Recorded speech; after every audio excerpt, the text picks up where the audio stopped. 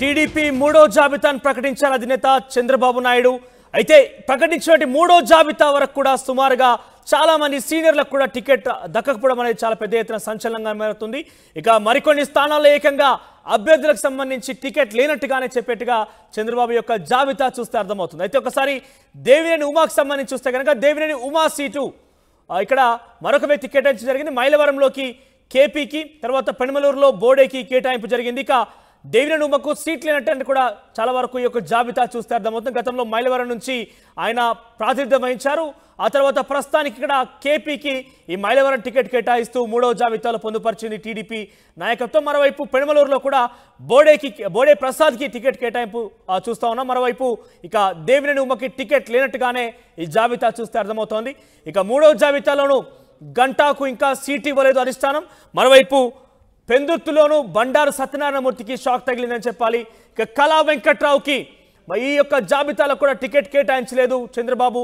మరోవైపు పెండింగ్లో ఉన్న స్థానాలు కనుక పరిశీలిస్తే శ్రీకాకుళం జిల్లా ఎచ్చెర్ల కూడా పెండింగ్లో ఉంది, పాలకొండ పెండింగ్లో ఉంది, తర్వాత విజయనగరం జిల్లాలోని చీపురుపల్లి పెండింగ్లో ఉంది, విశాఖపట్నం, పెందుర్తి, భీమిలి కూడా పెండింగ్లో ఉన్నాయి.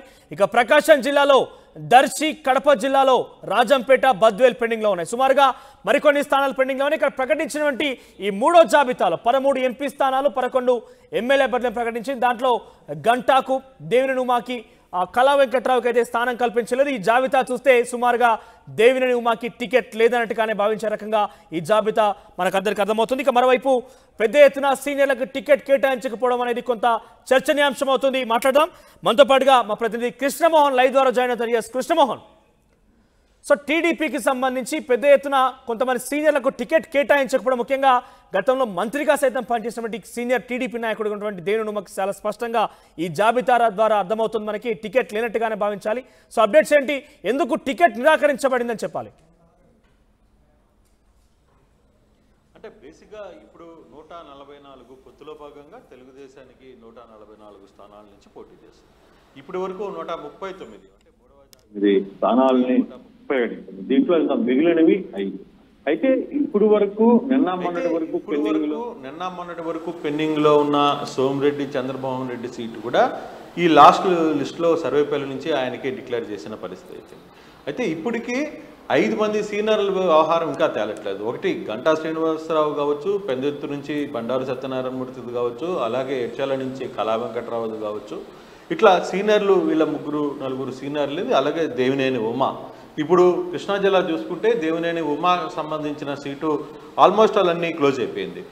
కృష్ణా జిల్లాలో మిగిలిన 2 సీట్లలో ఒకటి విజయవాడ వెస్ట్, తర్వాత అవనగడ్డ. ఈ 2 సీట్లు కూడా ఒకటి బీజేపీ కోరుకుంటుంది, ఒకటి జనసేన కోరుకుంటుంది. దాంతో ఉమాని ఎక్కడి నుంచి పోటీ చేయిస్తారు, ఉమా భవిష్యత్తు ఏంటి అనేది తెలియట్లేదు. ఎందుకంటే పెలంనూరుకు సంబంధించిన వ్యవహారం బోడే ప్రసాద్కి లైన్ క్లియర్ అయిపోయింది. ఈరోజు టికెట్లు వచ్చి అనౌన్స్మెంట్ జరిగిపోయింది. మైలవరం చూసుకుంటే కృష్ణప్రసాద్కి సీటు, వసంత కృష్ణప్రసాద్కి సీట్ ఇచ్చేశారు. దీంతో ఇప్పుడు కృష్ణా జిల్లాకు సంబంధించి సీనియర్ నేత, మాజీ మంత్రి దేవినేని ఉమా పరిస్థితి ఏంటి అనేది ఇప్పుడు అర్థం కావట్లేదు. మరి అధినేత ఏమని ఆలోచిస్తారు? ఈరోజు సాయంత్రం విజయవాడకి చేరుకుంటున్నారు చంద్రబాబు. వచ్చిన తర్వాత దేవినేని ఉమాని పిలిచి ఏం మాట్లాడతారనేది చూడాల్సిన పరిస్థితి అయితే ఒకటి.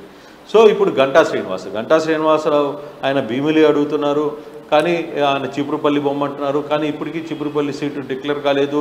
దీంతో గంటాని ఎక్కడి నుంచి పోటీ చేయించాలి అనే విషయం ఇంకా అర్థం కాని పరిస్థితి. రెండవది పెందుర్తి నుంచి బండారు సత్యనారాయణమూర్తి పరిస్థితి కూడా ఇంకా క్లారిటీ రాలేదు. ఎడ్చాల నుంచి కళా వెంకట్రావు, ఆయన్ని విజయనగరం ఎంపీగా పోతున్నారు. ఆ సీటు బీజేపీ అడుగుతోంది, ఎంపీ సీటు. సో ఒకవేళ అది ట్రాన్స్ఫర్ అయ్యి విజయనగరం సీటు తెలుగుదేశానికి కానీ దొరికితే, అంటే బీజేపీ కూడా ఈ సీటుని ఒక రాజంపేటగా కావాలని అడుగుతున్నారు కాబట్టి బీజేపీ, సో రాజంపేట వైపు సీటుకు వెళ్తే ఇక్కడ విజయనగరం ఖాళీ అయ్యే పరిస్థితి, అది తెలుగుదేశానికి వస్తుంది. సో తెలుగుదేశానికి వస్తే అక్కడ కళా వెంకట్రావుని ఎంపీగా రంగంలోకి దించుతారా, కళా వెంకట్రావు ఎంపీగా పోటీ చేయడానికి సిద్ధపడుతున్నాడా లేదా అనేది చూడాల్సిన పరిస్థితి. అంటే ఇప్పటికీ 3-4 సీట్ల వ్యవహారంలో ఇంకా పంచాయతీ ఉంది. ఇంకా మిగిలింది 5 సీట్ల విషయంలో. ఈ 5 సీట్లలో ఆస్పైరెంట్స్ ఉన్న నేతలు చాలామంది ఎక్కువగా కనపడుతున్నారు.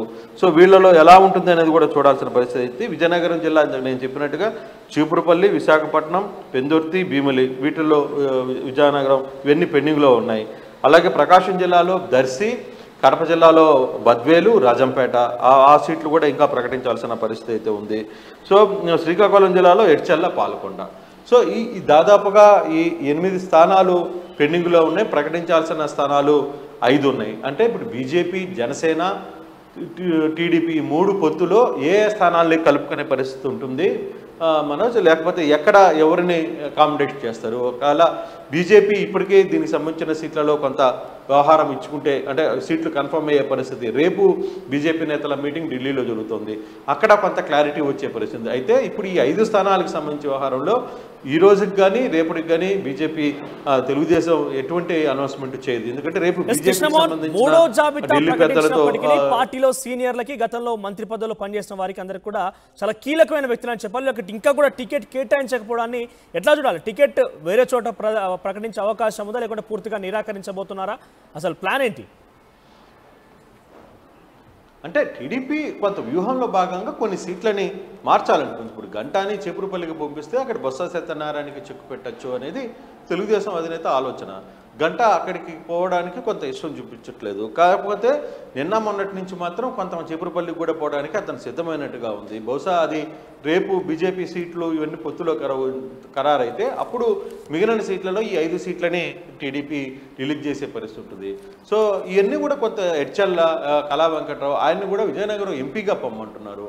విజయనగరం ఎంపీగా వెళ్తే అక్కడ కొంత సామాజిక వర్గానికి కొంత యాడాన్ అయ్యే పరిస్థితి ఉంటుంది అనేది అదొక ఈక్వేషను. సో చాలా ఈక్వేషన్స్ ఉన్నాయి. ఆ ఈక్వేషన్స్లో భాగంగానే సీనియర్లని కొందరిని పక్కన పెట్టిన పరిస్థితి అయితే ఉంది.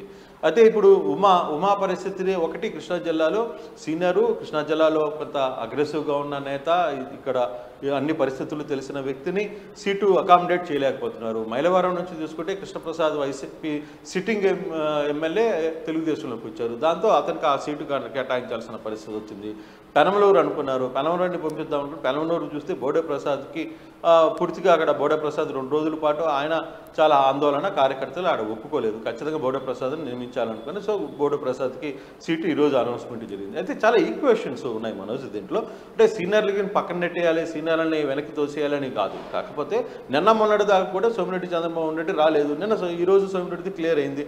అంటే ఒక్కొక్క ఈక్వేషన్స్ అక్కడ సామాజిక వర్గంగా లేకపోతే ఫైనాన్షియల్ బర్డన్స్ చాలా ఈక్వేషన్స్లో భాగంగా కొందరిని పక్కన పెట్టాల్సిన పరిస్థితి వచ్చింది. సో ఆ ఈక్వేషన్ని ఎక్కడ అకామిడేట్ చేయాలి? ఇప్పుడు గంటాని అతను కోరుకున్న స్థానం కాదన్నప్పుడు వేరే చీపురుపల్లికి పంపించడమా, లేదు ఇంకో స్థానం నుంచి పోటీ చేయడమా చూస్తున్నారు.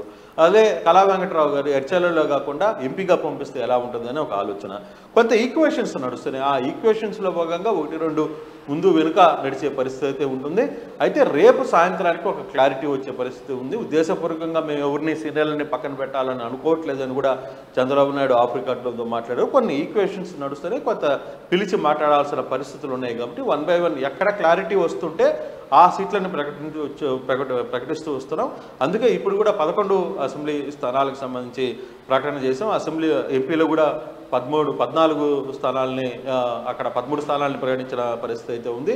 సో ఈ 2 ఈక్వేషన్స్ 1 by 1 ఈక్వేషన్ని క్లియర్ చేసుకొస్తాం. 1-2 రోజుల్లోనే మిగిలిన అన్ని స్థానాలు, అంటే మిగిలిన 5 అక్కడ 4, ఈ 5 అసెంబ్లీ 4 పార్లమెంటు స్థానాలు కూడా క్లారిటీ వస్తే రేపు సాయంత్రానికి ఎల్లుండి ఉదయానికో ఫుల్ క్లారిటీ వస్తుందని తెలుగుదేశం వర్గీయులు అయితే చెప్తున్న పరిస్థితి.